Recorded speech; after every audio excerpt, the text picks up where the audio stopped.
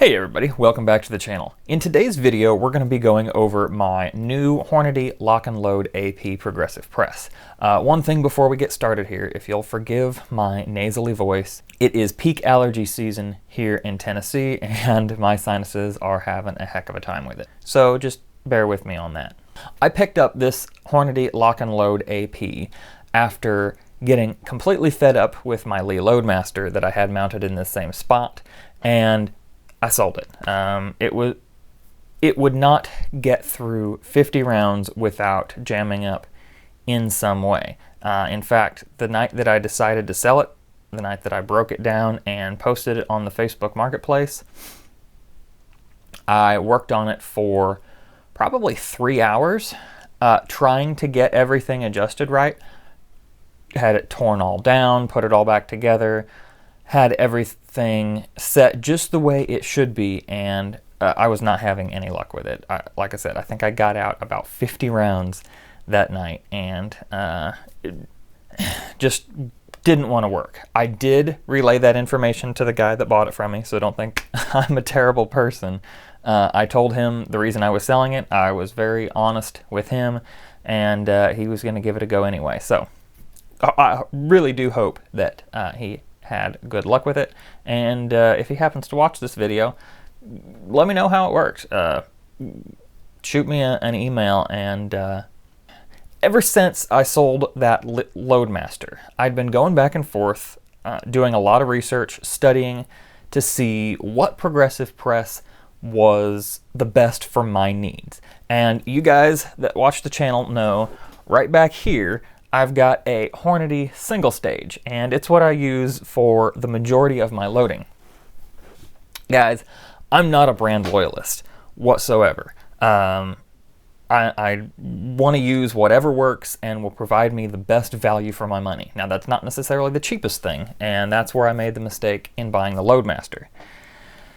But I was going back and forth between the Hornady Lock and Load AP that I have here and a Dillon, whether it be the 650, which I think you can only get used, or the 750. I'm not really sure how all that works.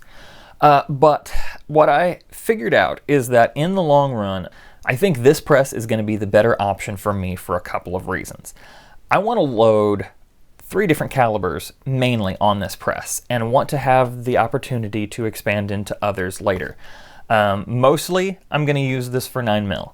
I also want to be able to use it for 223 and 300 blackout.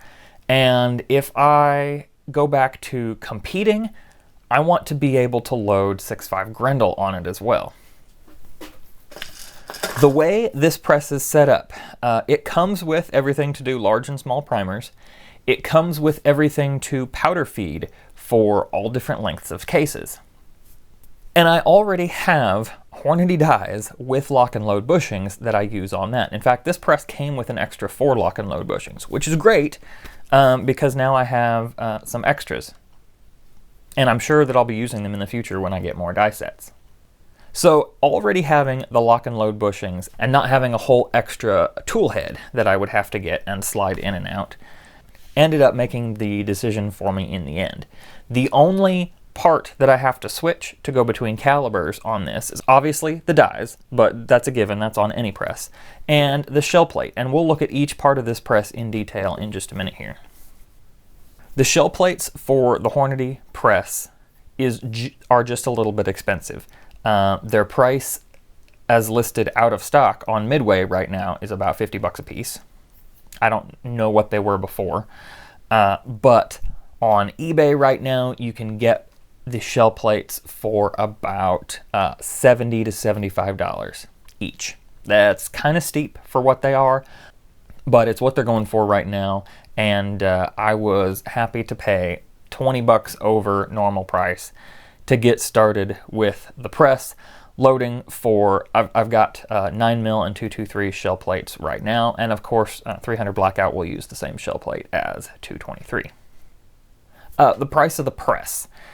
When I initially bought the Lee Loadmaster, these presses were going for about 400 bucks, and that's the kit, not with the brass feeder and all that. I think that was still around $1,000 or a little over. But the press kit, as you see here, with the powder measure, priming system, and all that, about 400 bucks or just a little bit over.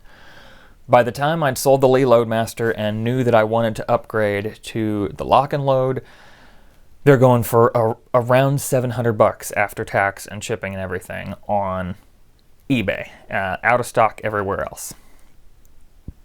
I was just about to buy one of these and pay that much on eBay. But I did get a back in stock notification from Midway last week now, and they had this kit for $529. Now, if you look on their website right now, it shows it out of stock and for $619. So it does look like when it does come back in stock there'll be a price increase. Like I said, I was prepared to pay about $700 for this thing, and I do think it's worth it, and we'll get into that in a few minutes here. I've not added anything to this press so far. I am going to be adding the inline fabrication ultra mount to get it up about a little over 9 inches more off the bench.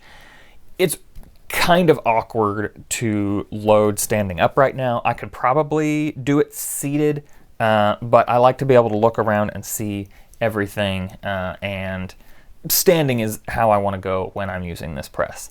I'll also be getting the inline fabrication roller handle, and I think that's about it. I eventually want to replace this bin system just for one more rigid, but this really works right now.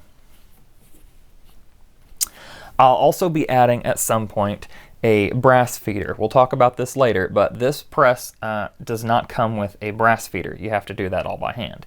It's still way faster than loading 9 mils single stage, but it does take a little bit longer than with a case feeder, if your case feeder works. And again, that's kind of a jab at the Lee, which was constantly binding up on me and throwing cases everywhere. I will say, some people have had good luck with the Lee Loadmasters, and they're able to get them running after some fiddling and constant adjustments. And people will have, I've seen YouTube videos of guys having a Lee Loadmaster for each caliber they load set up on their bench in the line. And hey, if that's your jam, go for it. I wanted more, for right now, one progressive press to do everything that I want to do progressive. So I think that is enough of a quick overview for right now. Again, I was able to get this whole setup, press, shell plates, 2 shell plates, and everything for around that $700 or just a little bit more dollar mark. And I think that's a reasonable price to pay for this right now.